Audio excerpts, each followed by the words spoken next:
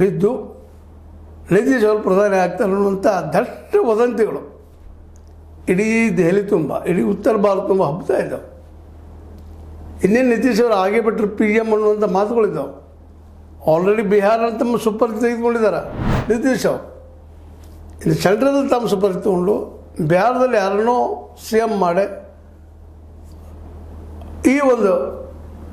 ಈ ಇಂಡಿಯಾ ಸಂಘಟನೆಯ ಒಂದು ಏನಪ್ಪ ಅದರ ಮುಖಂಡರಾಗಿ ಪಿ ಎಮ್ ಆದರೂ ಆಗ್ಬೋದು ಈ ಮುಂದಿನ ಈ ದಿನಗಳಲ್ಲಿ ಭಾಳ ದೂರ ಇಲ್ಲ ಅಂತ ಅನ್ನಿಸ್ತಾ ಇದೆ.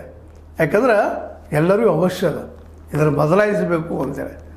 ಅದಕ್ಕೆ ಎನ್ ಡಿ ಎದ ಮೋದಿಯವರ ಕಾಲ ಮುಗಿಲಿಕ್ಕೆ ಬಂತ ಅನ್ನೋ ಪ್ರಶ್ನೆಗಳು ದೆಹಲಿ ತುಂಬ ಮಾತಾಡ್ತಾ ಇದ್ದಾರೆ. ಯಾವ ಸೋಷಿಯಲ್ ಮೀಡಿಯಾ ಮೂಲಕ ಮೋದಿಯವರು ಇವತ್ತು ಈ ಉನ್ನತ ಹುದ್ದೆಗೆ ಬಂದಿದ್ದಾರೋ ಅದೇ ಸೋಷಿಯಲ್ ಮೀಡಿಯಾ ಇವತ್ತು ಇದನ್ನು ಚರ್ಚೆ ಮಾಡ್ತಾ ಇದೆ. ಇಲ್ಲ ಮೋದಿಯವ್ರ ಕಾಲ ಮುಗೀತು, ನಿತೀಶ್ ಅವ್ರ ಕಾಲ ಅಥವಾ ರಾಹುಲ್ ಗಾಂಧಿಯವ್ರ ಕಾಲ ಬಂತು ಅಂತೇಳಿ.